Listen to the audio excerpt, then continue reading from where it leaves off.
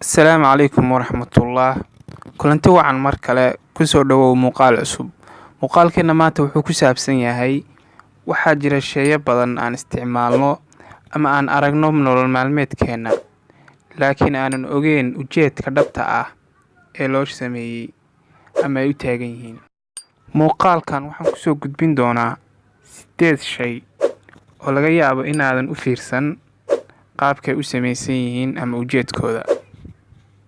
Daloolka yar ee furka qalinka loo yaqaano bigta. Waxaa laga yaabaa inaadan ogeyn daloolka yar imsa ciyaal u badbaadiyay. Sidaan ognahay, ciyaalku marka ay yaryar yihiin waxay aad u jecel yihiin inay liqaan waxyaalaha yaryar. Sababaha daloolka loo sameeyay waxaa ka mid ah inuu badbaadiyay ciyaalkaas marka ay liqeen kadib sanbabka uusan xirmin ee halkaa yar ka neefsadeen. Lambarka 2, daloolka digsiga wax lagu karsado. Daloolkaasi wuxuu u taagan yahay inaysan qaadadu kaa wasakhoobin aad wax ku karinaysid ee meeshaasi ku xafido. Lambarka 3, laabka dheer ee ka muuqda surweelada ragga. Horaantii warshadaha Yurub waxay dharka u dhoofin jireen wadamo kala duwan. Si ay dharkaasi u helaan boos weyn ee uga qaadan, waxay samayn jireen in ay dharka iskugu aadiyaan si nidaamsan si aysan uga qaadan boos weyn marka markabka lagu rarayo. Lambarka 4, furka sharaabka dhalooyinka. Ma ogtahay sharaabka dhalooyinka iyo furka inay u dhexeeyaan balaastig yar kaasoo ilaaliya inuu aysidku bannaanka u baxo. Lambarka 5, daloolka qufulka. Waxaa laga yaabaa marar badan in aragtay daloolka yar aadan ogeyn micnaha uu samaysan yahay. Mase ogtahay daloolkaasi inuu qufulka ka ilaaliyo inuu daxaloobo.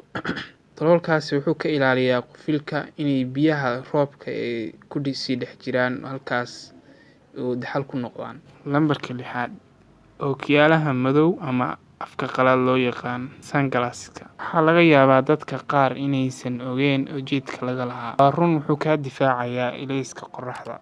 Laakiin waxaadan ogeyn daawada samaynta ookiyaalaha dadyoga ku nool cirifka waqooyi ama qutbul shimaal ama North Pole si ay uga ilaaliyaan indhahooda ilayska tooska ah ee barafku reflection-ka kusoo sameynayo indhahooda. Waxay soo shacbaxeen qarnigii 12aad ookiyaalayaasha madowga ah in la xidho marada looga sameeyo garabka shaararka ragga. Ujeedka loo sameeyay maysan ahayn in lagu qurxiyo dharka. Horaadkii qarnigii 18aad waxaa loo isticmaali jiray in lagu xiro darajada ciidanka si loogu garto askariga darajadiisa ciidan. Hadda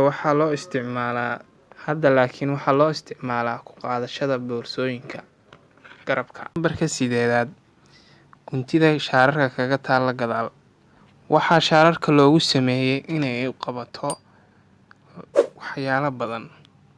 Waxaa ka mid ah in shaararka aysan jactadin markii meel la surayo. Waad ku mahadsantahay daawashada muuqaalka. Fadlan hadday tahay markii ugu horeysay aad soo booqatid, waxaan ka codsanayaa inaad ilaawin subscribe-ta.